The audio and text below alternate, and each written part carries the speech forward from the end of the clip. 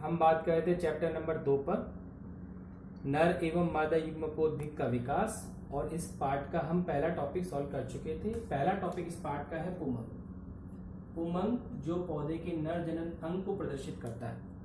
पुमंग के एक सदस्य को हमने पुंकेसर नाम दिया था, जिसके अंदर परागकोश होता है, पुतंतु होता है, यूजी होते हैं, और परागकोश की संरचना, किस तरीके से परागकण बनते हैं, ये सब हम पहले पढ़ चुके हैं। सेकंड टॉपिक इस पार्ट का है जायांग। जायांग या मादा जनन अंग।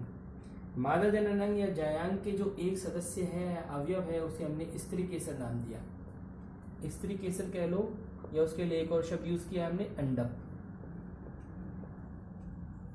ये अंडप संख्या में एक हो सकते हैं या एक से ज्यादा भी हो सकते हैं। जब ये एक से ज्यादा होते हैं तो दो स्थिति बनती है, या तो अंडप आपस में जुड़े होंगे जिसे हम बोलेंगे संयुक्त अंडपी,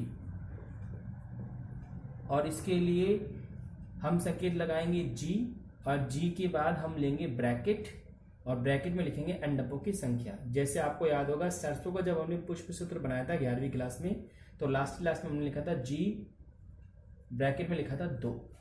इसका मतलब अंडप है 2 और संयुक्त और है, संयुक्त के लिए ब्रैकेट लगता है। और अगर वो स्वतंत्र होंगे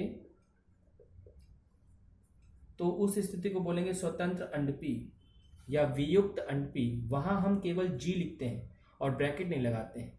जैसे आपको याद होगा मटर का जब हमने पुष्प सूत्र लिखा था तो ऐसे लिखा था G1, ब्रैकेट नहीं लगाया, इसका मतलब स्वतंत्र है, और अगर ब्रैकेट लगाते हैं तो इसका मतलब संयुक्त है।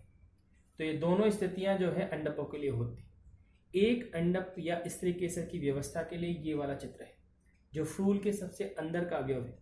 एक स्त्री केसर में एक तो होता है वर्तिकाग्र, जो ये टॉप वाला हिस्सा है, उसके बाद ये वाला हिस्सा जिसे बोलते हैं वर्तिका, और नीचे की जब ये फूला हुआ हिस्सा है इसे बोलते हैं अंडाशय, और अंडाशय के अंदर जो संरचना पाई जाती है उसे बोलते हैं बीजांड। बीजांड हमारा इस पार्ट की तरफ से एक बड़ा क्वेश्चन बन सकता है, और जो बोर्ड में आया भी। ये जो चित्र है ये बीजांड की संरचना का चित्र है। इस चित्र के अंदर एक बड़ा क्वेश्चन निकलेगा हमारा, बीजांड की संरचना।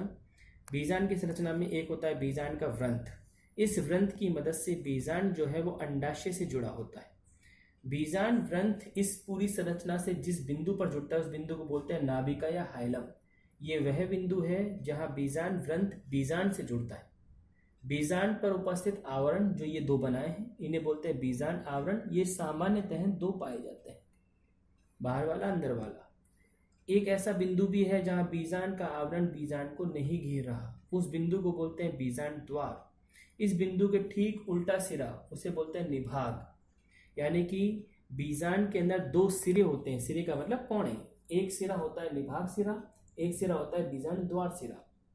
बीजांड द्वार से ही पराग नली इस बीजांड के अंदर प्रवेश करती है। बीजांड में भरी हुई थैली समान जो संरचना है इसे नाम दिया है भ्रूण कोश। कोश इसलिए बोला है क्योंकि ये थैली समान संरचना है। इस भ्रूण कोश में 3 कोशिकाएं ऊपर की तरफ मतलब निभाग की तरफ दिखाई है, जिन्हें नाम दिया है प्रतिमुखी कोशिकाएं। 3 कोशिकाएं नीचे की तरफ यानी बीजांड द्वार की तरफ दिखाई है, जिन्हें मिलाकर बोलते हैं अंड उपकरण, जिसमें से ऊपर वाली कोशिका अंड कोशिका और 2 कोशिकाएं जो है वो है सहायक कोशिकाएं। बीच में जो ये संरचना है इसे बोलते हैं द्वितीयक केंद्रक।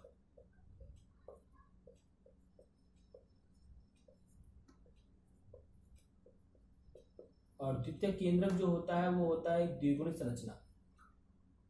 दूसरी चीज, इसके अंदर जो कोशिकाएं भरी हुई है जिन्हें बोलते हैं बीजांडकायी कोशिकाएं। तो अगर बीजांड की संरचना का एक बड़ा सवाल बनता है तो आप इस चित्र के माध्यम से उसको समझाना, जिसमें बीजांड की संरचना के अंदर अलग अलग हिस्से बताने, जैसे बीजांड का व्रंथ, नाभिका या हाइलम, बीजांडकायी कोशिकाएं, इस संरचना के बारे में बताना, जैसे भ्रूण कोश में कौन कौन सी कोशिकाएं, प्रतिमुखी कोशिकाएं, अंड उपकरण, द्वितीयक केंद्रक, ऊपर की तरफ निभाग, नीचे की तरफ बीजांड द्वार, बीजांड पर उपस्थित आवरण आदि का जिक्र करना। नेक्स्ट टॉपिक अपना है गुरु बीजाणु जनन। गुरु बीजाणु जनन की क्रिया स्टार्ट होती है बीजांडकायी कोशिकाओं से। जो अभी हमने पढ़ा, बीजांड के अंदर जो कोशिकाएं भरी हुई है, चित्र बनाया था अभी,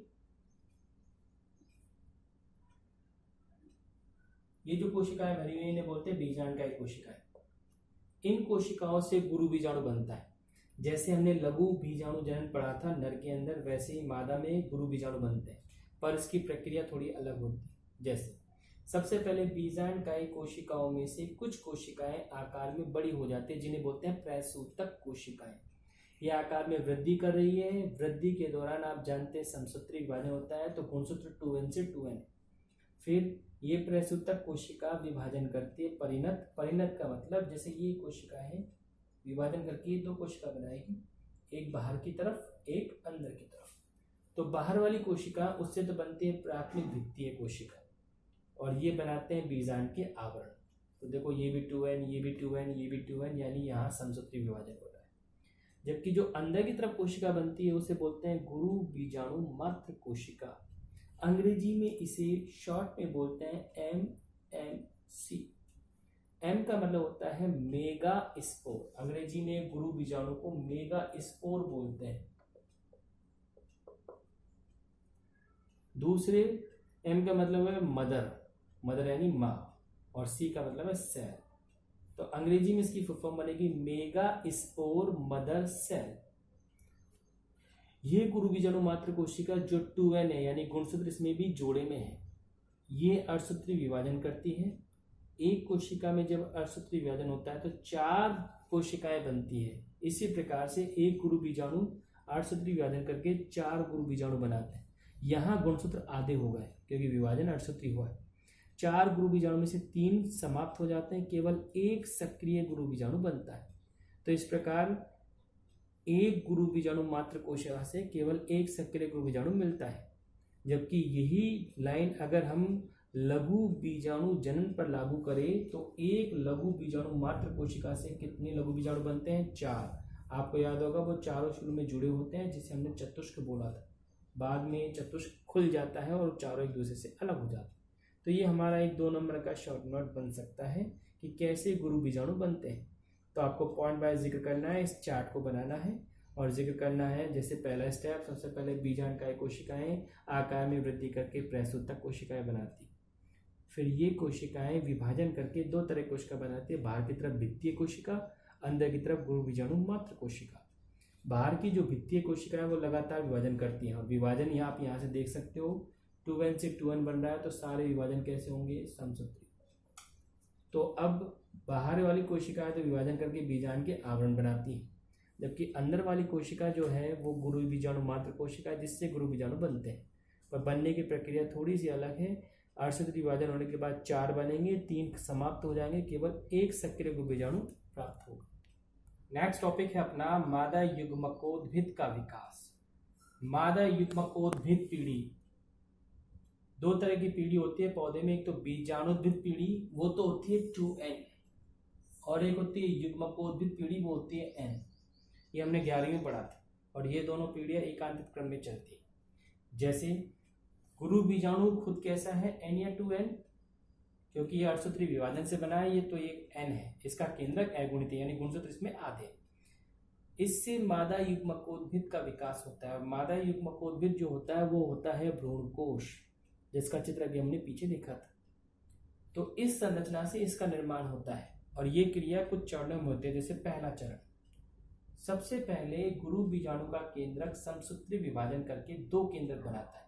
तो एक केंद्रक से कितने बन गए? 2, और दोनों केंद्रक एक अलग अलग सिरों की तरफ चलते हैं। सिरे कौन से? एक तो ऊपर की तरफ यानी निभाग की तरफ, और एक नीचे की तरफ यानी बीजांड द्वार की तरफ। तो एक केंद्रक से 2 बने और दोनों अलग अलग तरफ चलने लगे। उसके बाद फिर इस वाले केंद्रक में भी 2 विभाजन होगा, और इस वाले में भी 2 विभाजन होगा। 2 विभाजन होगा तो कैसे? देखो, एक में पहला विभाजन हुआ तो 1 से 2 बने, और जब दूसरा विभाजन हुआ तो 4 बन गए।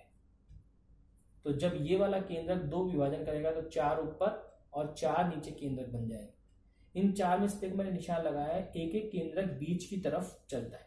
ये सारे केंद्रक कैसे हैं? n, क्योंकि विभाजन कौन से हो रहे हैं? समसूत्री। तो जब ये केंद्रक बीच की तरफ आते हैं तो 2 केंद्रक बीच में आके इकट्ठे हो जाते हैं, वो तो बनाते हैं द्वितीयक केंद्रक। और द्वितीयक केंद्रक आपको याद है वो है 2n। जबकि 3 ऊपर बचे, 3 नीचे बचे। जो ऊपर 3 बचे वो तो है प्रतिमुखी कोशिकाएं, जो नीचे 3 बचे वो है अंड उपकरण, जिसमें 1 अंड कोशिका और 2 सहायक कोशिकाएं। और बीच में जो दो मिले वो है द्वितीयक केंद्रक। ऊपर वाली तीनों कोशिकाएं n होती है, नीचे वाली तीनों भी n होती है, लेकिन बीच वाली 2n होती है। तो इस प्रकार एक सक्रिय गुरु बीजाणु से मादा युग्मकोद्भिद या भ्रूणकोश का निर्माण होता है। यहाँ एक छोटा क्वेश्चन काम का है, परिपक्व भ्रूणकोश में कितनी कोशिकाएं होती है और कितने केंद्रक होते हैं? तो 7 तो कोशिकाएं और 8 केंद्रक, और 8 के 8 केंद्रक कैसे होंगे? n। एक बार फिर देखो, 7 कोशिकाएं कैसे? 3 ऊपर 3 नीचे, बीच में 1, तो 3 + 1 ऐसे करते हो 7 तो कोशिकाएं। और 8 केंद्रक कैसे? ऊपर 3 n है, नीचे भी 3 n है, लेकिन बीच में 2 n है। तो टोटल n कितने हो गए? 3 3 6 और 2 8 n हो गए। ये क्वेश्चन पीएमटी सिलेबस का है। तो परिपक्व भ्रूणकोश का विकास जो है इस चरण तरीके से होता है, जहां सक्रिय गुरु बीजाणु का केंद्रक विभाजन करके 2 केंद्रक बनाता है। दोनों केंद्रक अलग अलग सिरों पे चले जाते हैं। उसके बाद एक एक केंद्रक बीच में आता है, और ऊपर के 3 प्रतिमुखी कोशिकाओं में, नीचे के 3 अंड उपकरण में, और बीच की 2 कोशिकाएं द्वितीयक केंद्रक में बदल जाते हैं। नेक्स्ट टॉपिक और इस पार्ट का लास्ट टॉपिक अपना है बीजांड के प्रकार। बीजांड के प्रकार, ये टॉपिक समझने के लिए आपको थोड़ा सा गणित का ज्ञान यूज करना है। बीजांड के प्रकार हमने किस आधार पर बांटे, पहले ये समझो। बीजांड को बांटा गया है बीजांड द्वार, निभाग और बीजांड वृंद की स्थितियों के आधार पर। ये वृंद, निभाग और द्वार आपस में किस तरीके से स्थित है? जैसे देखो, कौन के तरीके से देखिए, ऋजु बीजांड बिल्कुल सीधा है। मैं यहाँ बता दूं, सीधा का मतलब यहाँ बीजांड द्वार, निभाग और वृंद तीनों एक सीध में। देखो, बीजांड द्वार, ये निभाग हो गया उसका बिल्कुल ठीक विपरीत सीधा, और एक बीजांड वृंद, तीनों एक ही सीध में। तो सीधा बनाइए, ये बिल्कुल उल्टा बना। ये चित्र कुछ ऐसा है, यो, यानी कौन से कोण पर मुड़ गया? ये 180 डिग्री के कोण पर घूम गया। तो उससे क्या हुआ? ये बीजांड द्वार, ये निभाग, ये दोनों तो सीध में है, लेकिन बीजांड वृंद यहां स्थित, यानी कि ये व्यवस्था बनी।